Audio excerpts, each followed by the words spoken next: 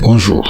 Nous allons parler aujourd'hui de noir et de blanc. Bien qu'il porte un nom inhabituel, le souk des veuves représente une large couche de la société irakienne. Une catégorie qui ne cesse de s'accroître à travers les années et les siècles. Avec les plusieurs guerres qu'a vécu l'Irak, le nombre de morts augmente et bien sûr le nombre de veuves qui s'élève, selon des recensements officiels, à des millions. On peut facilement constater ce phénomène dans les scènes quotidiennes de la ville et les coups des veuves qui sollicitent des soutiens humanitaires. Ce nombre ne cesse de s'accumuler depuis les guerres de 1980, 1990, 2003 et les guerres qui ont suivi entre civils, confessionnels et tout simplement criminalité. On ne va pas oublier bien sûr la guerre de 2014 qui a fait naître le phénomène des femmes sous-tentes. Vous savez que les guerres font naître d'autres guerres qui diffèrent en genre et en nature et qui se transforment des fois en sorte de petites guerres dispersées, mais des fois plus dangereuses que la guerre principale et qui consomment plus de victimes. Dans ce quartier, on a eu l'idée de créer ce souk pour soutenir les femmes veuves, pour sauver les femmes et ses enfants de besoin.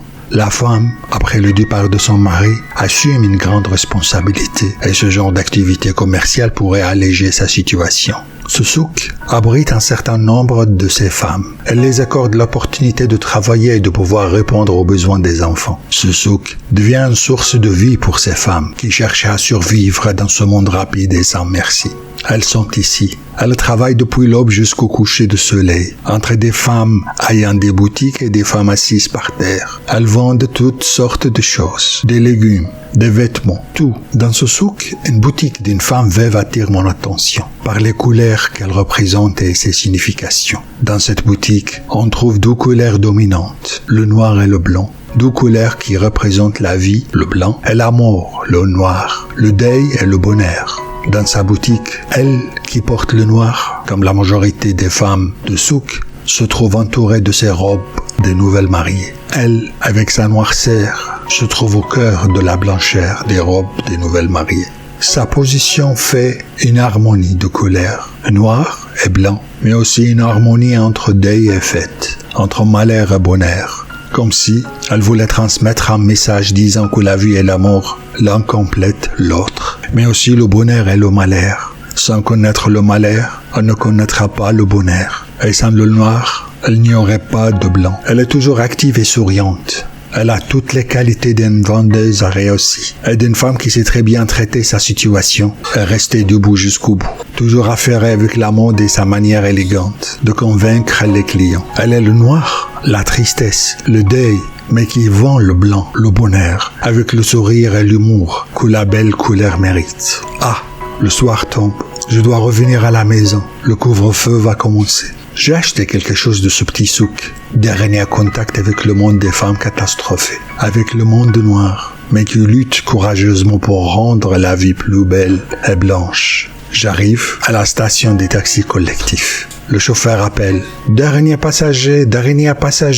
et je suis monté rapidement. Quelle bonne chance! J'étais le dernier à compléter le nombre de passagers, suffisant à démarrer la voiture et à repartir. Je suis content de sentir que j'étais la personne qui a causé un soulagement à ces passagers, qui m'ont attendu pour pouvoir finalement partir et revenir à la maison. Le noir, l'obscurité de la nuit tombe.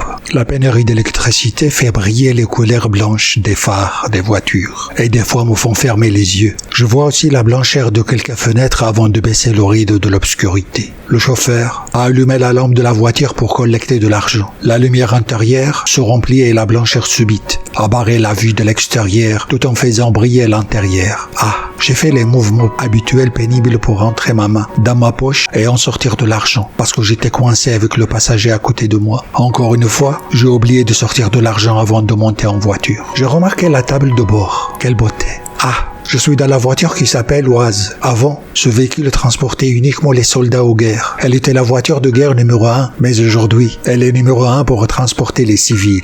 Après la guerre de 2003, elles ont été entrepillées et vendues au peuple. Et depuis lors, Et même avant, ces voitures sont devenues le moyen le plus populaire et le plus pratique de taxi collectif en Irak. Une fois l'argent collecté par le chauffeur, il a éteint la lampe et l'obscurité, la noirceur interne a donné de la lumière à l'entourage du véhicule. Et je me suis mis à me réjouir de regarder la vie extérieure, la hâte des gens qui se pressent pour revenir à la maison, les voitures rapides qui nous doublaient, dans lesquelles les gens semblaient s'occuper de ce qu'ils entendaient de la radio. La ville s'apprêtait à s'endormir, et ainsi la vie. Une couleur remplace une autre, et la vie continue avec ses couleurs. Et le noir remplace le blanc et vice-versa. Mais quand les deux s'assemblent en un seul lieu, c'est l'élégance, c'est la poésie. Bonne soirée, que ce soit noir ou blanche.